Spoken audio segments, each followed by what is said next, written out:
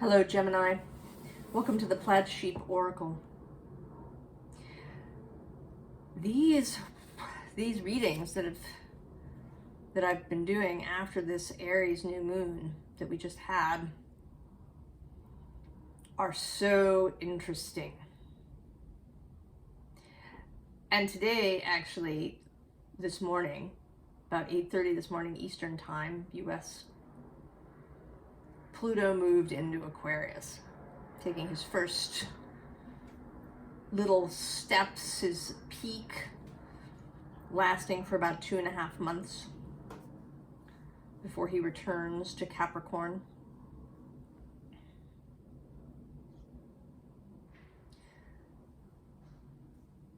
So interesting. The first two, I did Aries and then Libra came up. And in those cases, a couple of cards from the decks, right? I keep all my decks out, you can see, facing up. And in those readings, there were cards sitting facing up that wanted to enter the reading. But in your case, I knew that what you wanted was a quote from my little collection of quotes. I used to write them down. And that's not surprising, Gemini, that you should want words. And the quote is also really interesting. If we knew each other's secrets, what comforts we should find. John Churton Collins. He was a British literary critic and essayist and journalist, born in the 19th century, and an Aries, born on March 26th.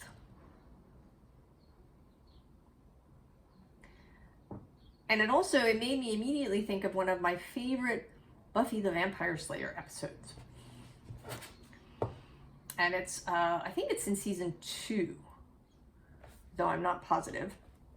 But it's when they're all still in high school, and Buffy comes in contact with a monster that enables her to read people's minds. And what she discovers as she's going through her day is that everybody, right, even the really popular in-crowd kids, have all these insecurities, all these fears and anxieties. And, you know, in the last, since, the internet really got going, right, since social media became a thing,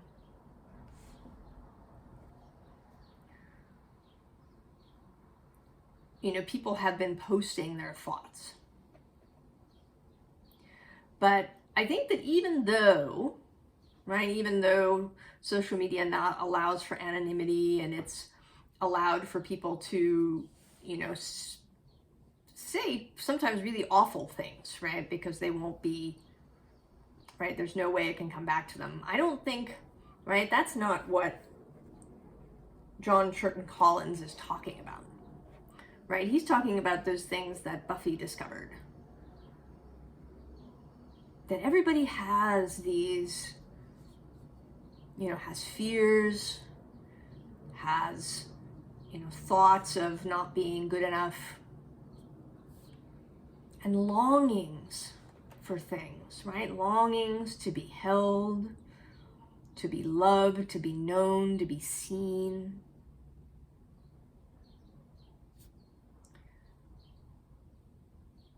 And I think that this will be one of the beauties of Pluto's time in Aquarius.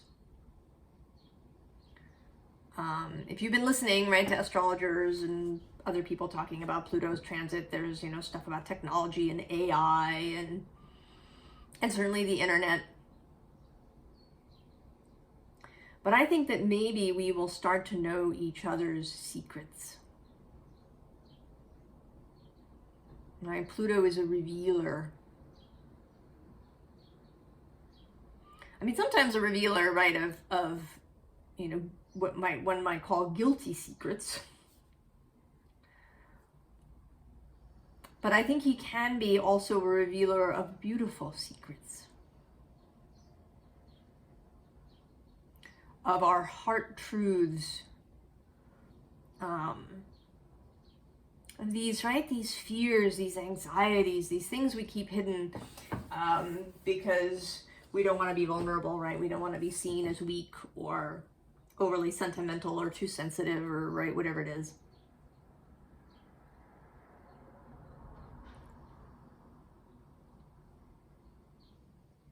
And that when this happens, right, that there's a real opening in that. So we start here with this Seven of Bows clearance. Right, like a clearing of the air. I mean, this is a sort of a fire sign. It's the wand suit in this deck, but it always gives me a sense of air, right? When we, when we burn herbs, right? If we smudge or we stain with herbs,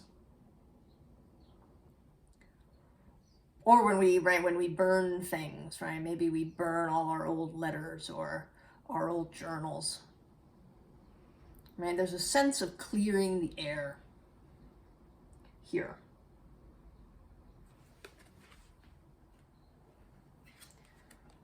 And then we have the Green Man. And in this deck, he feels actually, right, like the Magician more than the Emperor. Right, the Green Man who brings life back in the spring. The kind of magician of the forest. And the magician in the tarot is associated with Mercury, who is your planet, Gemini. So I have this magician energy, except he's more, right, he's more earthy.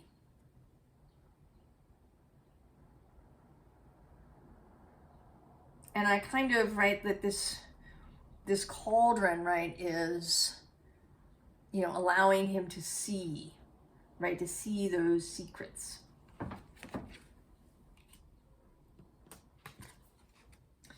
And then the world tree, which today is coming through, right, really as the world tree. Right, that we all are connected to as humans here on Earth. That we all have access to the world tree. And not everybody who is here on Earth now is on this sort of spiritual quest to become enlightened, or whatever you want to call it. Some people are having a different kind of experience. Certainly for some people it's a very physical, right? The physical is very present for them.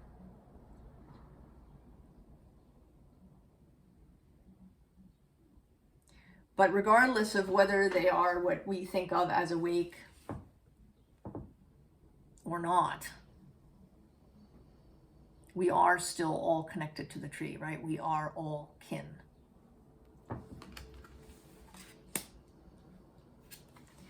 And I think, Gemini, you are coming through here now. Your energy is a call for the recognition of this.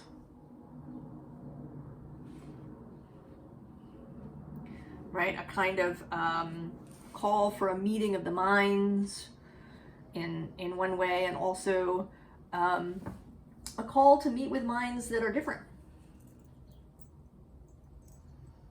Right? That is one of Gemini's gifts, is the ability to see varying points of view and beliefs, and to move and to dance with all of them. To sit outside of judgment.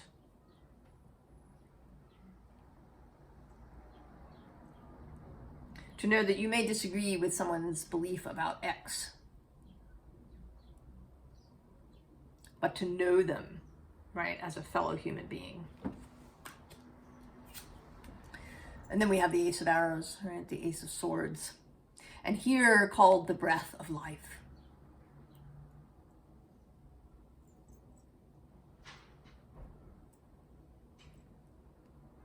Right? The breath, right, that kind of joins us all.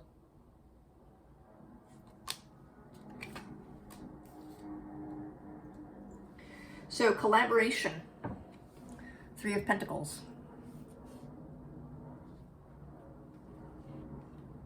That is your call, Gemini, at least at this moment.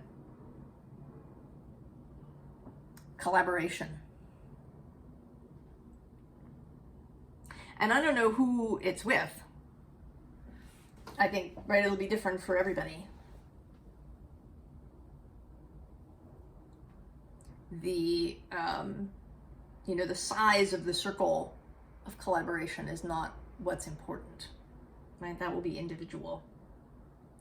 What's important is the willingness to collaborate on something, tangible. And right, with this particular hermit coming in, this is, about knowing yourself.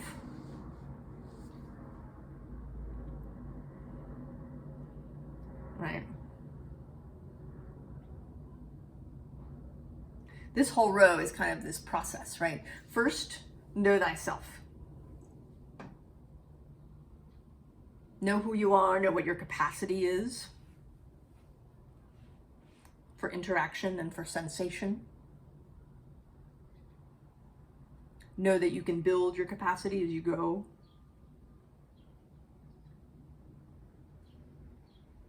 Know how you need to take care of yourself.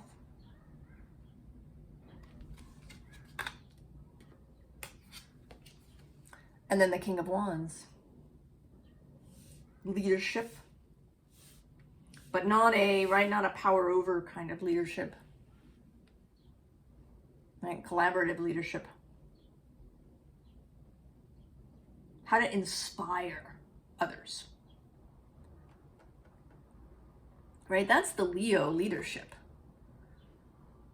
Right? It's not dictating to others, it's inspiring others to be their very best selves. To be their most open, exuberant selves. And vulnerable selves.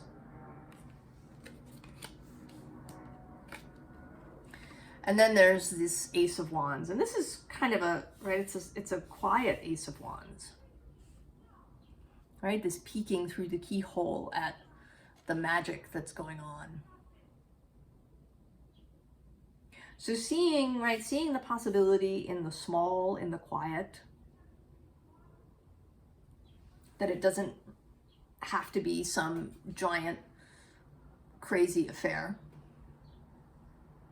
The change can happen in small, quiet places. Gently.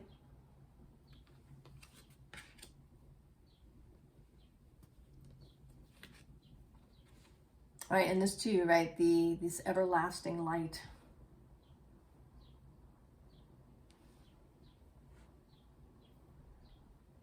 Knowing that we are all connected in spirit.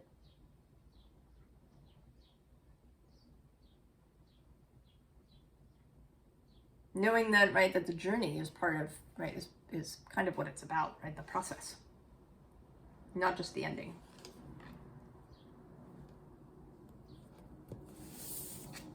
And that in that there is healing.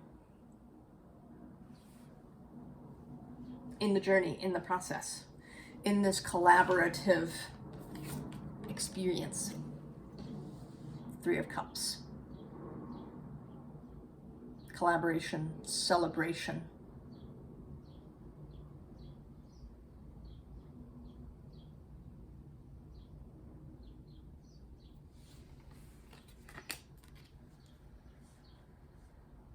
So, in transition. And we're kind of, in some ways we're always in transition of one kind or another. But I think that, right, this particular time, I mean, we, you know, there's always a buildup, right? Oh, the Aries new moon that we just did, if you're watching this when I am recording it. Right, there's a lot of buildup. And certainly there are some people for whom there will be a sudden, right, something will suddenly change. There will be an influx suddenly, fast-moving energy. But it is still, right, transition, right, is a process. Right, that's the other feeling here, right, is this feeling of process. Right, Pluto is going to take 20 years to move through Aquarius. Right, I mean, as he goes through this, there may be changes sometimes that are quick. But it may also be, right, this process of evolution, of mutation, that doesn't, you know, necessarily happen quick. And then we get the Merkaba. The frequency of Merkaba supports our ability to use our consciousness to traverse into other layers of reality and dimensions. It activates our access to our Akashic inheritance as well, merging the totality of our experiences into our present to serve out our highest purpose. So this, right, this is totally, right, sort of Gemini trine Aquarius, and actually Libra, right, that air trine energy for you. Right, Gemini as the place where all things can pass through. Right, that revels in all kinds of experiences and data. Libra, the ability to, you know, see how things relate to one another. What is the connection? What is the pattern? How do we relate to each other? How can two minds that seem very different come to a meeting point? And Aquarius, how can we blend all of this? How can we hold both the individual and the community in equal weight? How can we allow within a community for different sets of beliefs and yet, right, coexist peacefully with one another? Right, and peace doesn't mean that there's never any conflict. Right, you can have conflicting opinions and ideas and, right, there may even be some yelling, but not war. And not dehumanizing other people.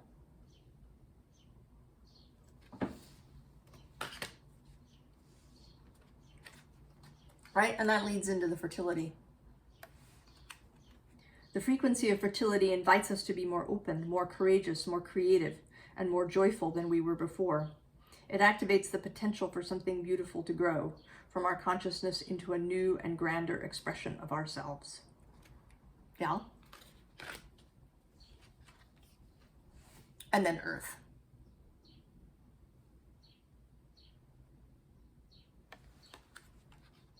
The frequency of Earth activates our deep connection to the physical plane by showing us the beauty of all the aspects of our Great Mother and revealing the more ethereal, spiritual aspects of our nature. Also, yeah?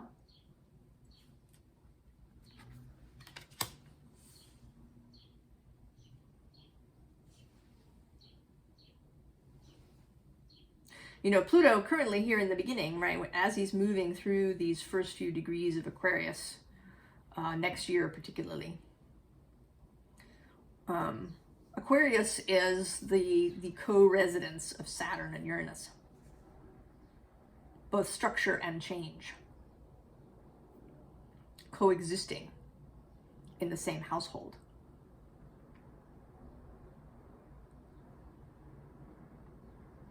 Right, so the structure can be stability, or it can be groupthink, right? Aquarius can be, you know, Ziggy Stardust, or it can be the Borg. If you watch Star Trek. If you don't know the reference, the Borg are a sort of a cybernetic race that have a hive mind. And they go around absorbing other civilizations and, you know, turning them into more Borg. There is no individuality in the Borg.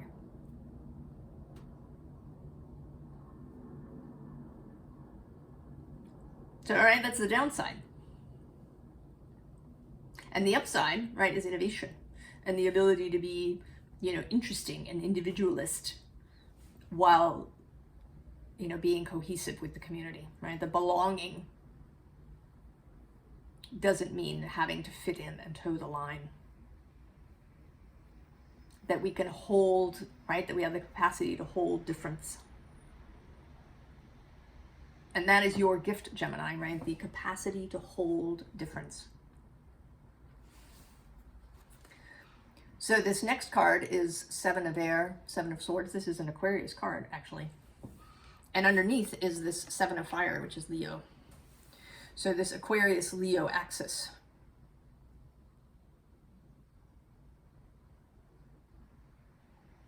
That we are being called to now. And will be for the next 20 years.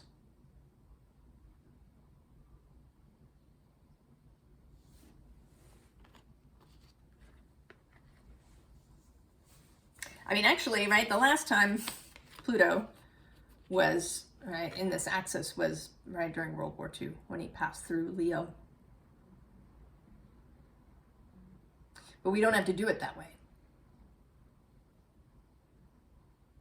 Hopefully we learned something.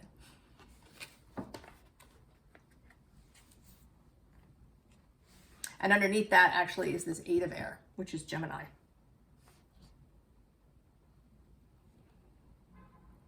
Right? The ability to hold different perspectives without, you know, needing to go to war to defend one's own. That's your gift, Gemini. And I think you're being called to use it. And it may be in a very small way, just with friends and family or your workplace. Or, right, it may be a big way. So we have Page of Water, Ten of Earth, and then this Page of Air. I love this Page of Air. And this, I think, is a grouping, is, right, this lovely childlike energy that I also associate with Gemini. Right? Gemini is the Page of Air. That childlike, adventure-loving, curious nature. Grounded in this Ten of Earth. Grounded in knowing your own solidity, your own capability. You are absolutely solid, Gemini. You have your own inner stability. And you know it.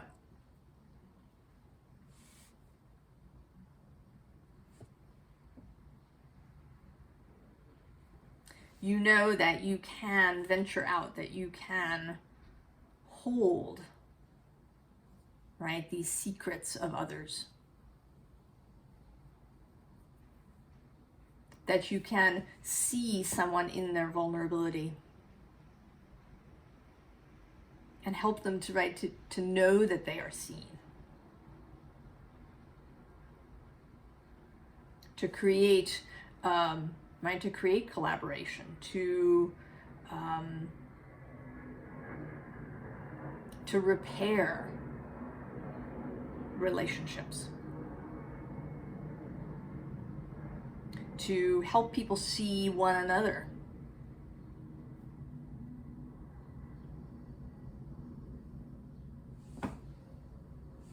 So the advice is very interesting. We have this Ace of Swords. Right? The Ace of Swords appearing again, this time quintessentially the energy of air, of new ideas and of clarity.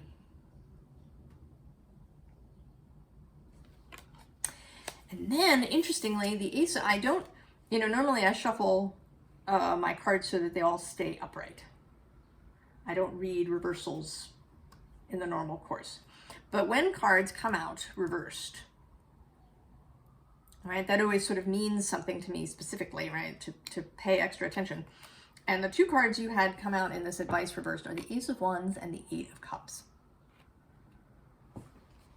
And I think this is about, the Ace of Wands is sort of a beautiful energy, right? Passion and stuff. But here I think it's showing up as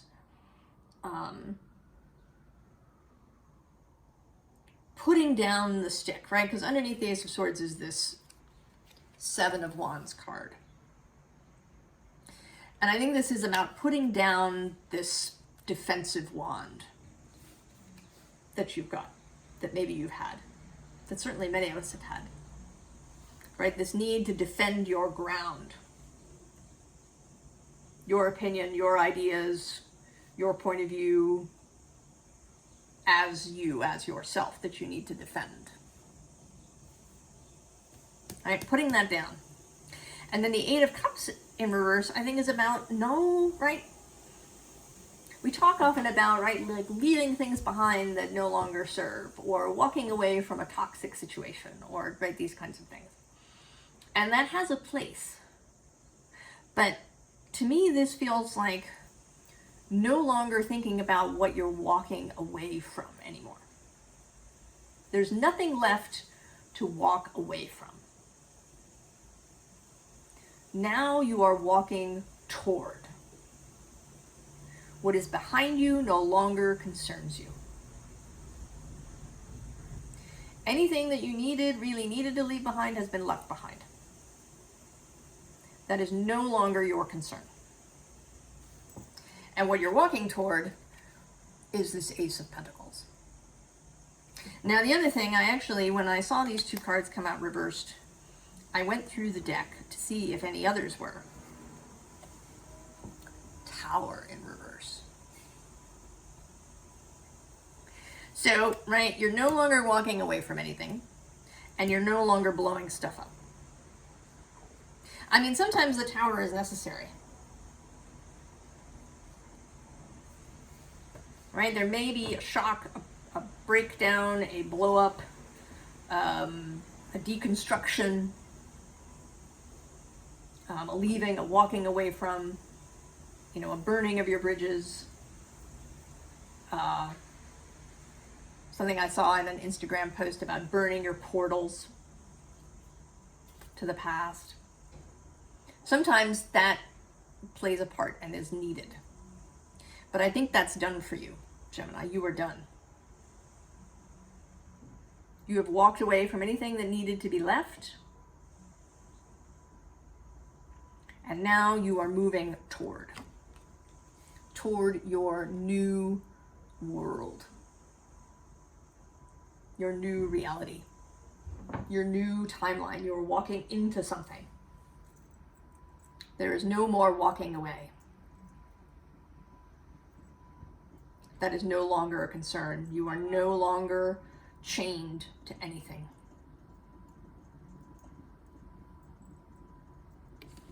Now, that doesn't mean that there won't be, right, that there won't be challenges, that you may not change even, in other ways as you go along. But those things that were really holding you back, keeping you mired in the swamp, perhaps, preying on your mind. Right? The Nine of Swords has not come out. The Eight of Swords has not come out in any way. You are, those things are finished. Now is the time for the Ace and the Page. Moving toward this collaborative, healing life that you're going to have. And I do, right, it does feel like a breath, a new breath of air.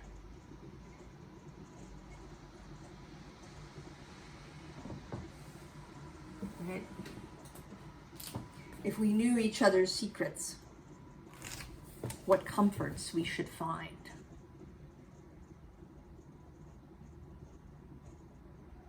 And I think you'll help people. I think you're about to go out and help people find that comfort, to know that they are not alone and that they can be seen and be all right.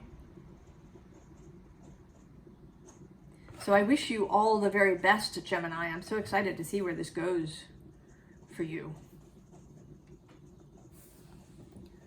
And I will see you next time. So long, Gemini.